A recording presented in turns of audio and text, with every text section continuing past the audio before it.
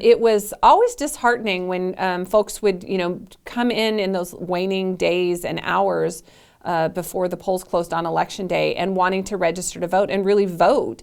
And so that is a benefit that has been captured by switching to same-day registration. A little bit more work on my staff's part to make sure that everything's, all the T's are crossed and the I's are dotted, but definitely a benefit to the voters. Sure. So a couple of things. In Washington State, we do not register by party. So there's no indication on your record what your party affiliation is. We do not know that. Also, we have a multi-tier process where we check your signatures. So there's generally a frontline first tier that checks those signatures. Those individuals have all been trained in signature verification. They check your signature against your signature on your voter registration. They've been trained by either the Washington State Patrol or the Washington Secretary of State's office. If for some reason they challenge your ballot because you didn't sign it, or in their opinion, your signature does not match. The good news is first of all, we're going to contact you and we're going to let you know that you have an opportunity to cure that, and we'll walk you through the process.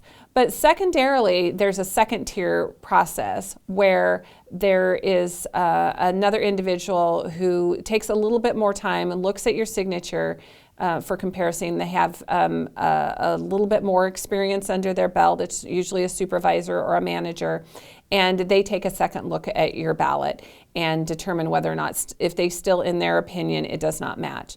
And then we have a third tier where ultimately any ballots that are still in challenge status go to the county canvassing board. The county canvassing board consists of, it's a 3-member board. It's myself, the county auditor, the chairman of the board of county commissioners, and the prosecuting attorney or his designee. And that 3-member panel has also been trained in signature verification, and they take a look at your signature. They have to vote as a board as to whether or not finally your ballot is rejected if for some reason you were not able to cure your ballot ahead of time.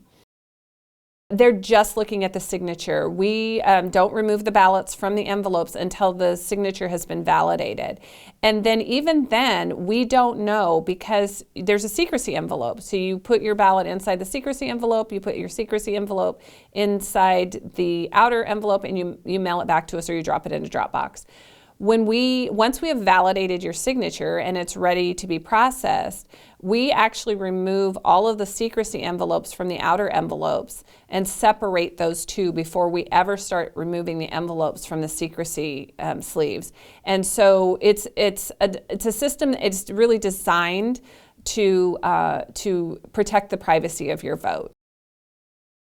So we actually have an observer participation program where we have representatives from the Democrat Party, the Republican Party, and the League of Women Voters. And they're there all the time. So anytime we're doing any type of processes, opening ballots, scanning ballots, tabulating ballots, we have observers from our observer participation program. But we also allow observers at any time. So any person can walk right in, come in, check in, we'll get them set up with a badge. They can go and watch the process all along the way. We have actually a pretty good participation rate nationally because of vote by mail. People get their ballot sent directly to them. It's kind of a prompt to say, hey, an election's coming up. If you want to vote, you can vote. And so we do have one of the higher turnout rates throughout the country. We also have, we're rated by national organizations as having one of the most secure systems in the country because of vote by mail affords you an opportunity to build processes along the way, i.e. the signature verification process. It kind of expands the voting cycle instead of trying to get all of the things done on a single day. You have an opportunity to spread that out a little bit and take a little bit more time when you're processing and making sure that you're doing that all right. It took some of the unknown factors out of the process, like things going sideways at poll sites on election day. those factors that were out of our control. While we appreciated every single one of our poll workers, many of them worked for us for many, many years.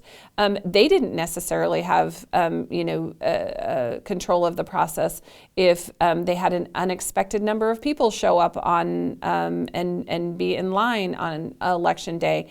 Managing those processes was difficult, and it was, as I was explaining earlier, it was getting more and more difficult to recruit folks that really could sit for 14, 16 hours a day and work those poll sites. So while vote by mail isn't everybody's favorite, there are definitely benefits to the way we do it now. We do provide multiple opportunities. So if you get your ballot in the mail and you want to vote it and you want to drop it in a mailbox, great. That's perfect. That's how the system is designed.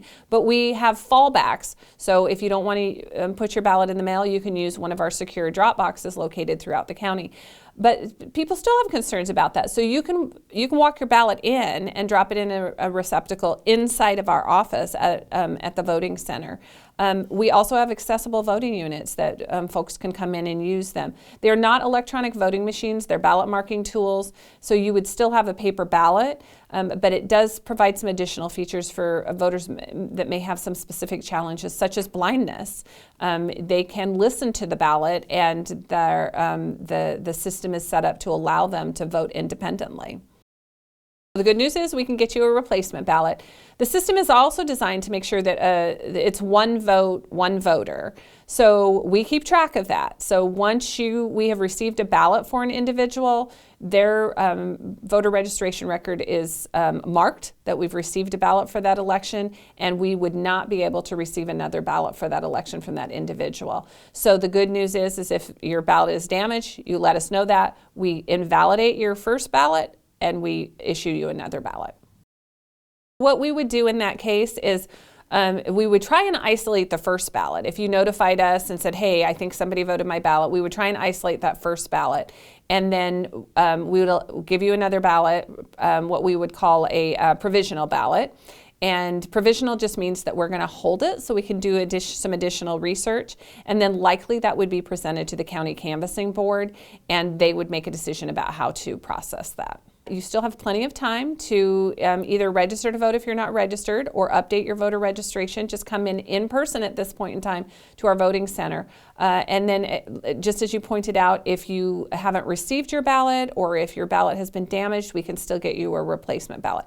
We're available to answer any questions that you might have. If you still need a voter's pamphlet because you perhaps did not receive one in the mail, you can either log into our website. We have a digital version of our voter's pamphlet online, or you can contact us and make arrangements to get you a voter's pamphlet.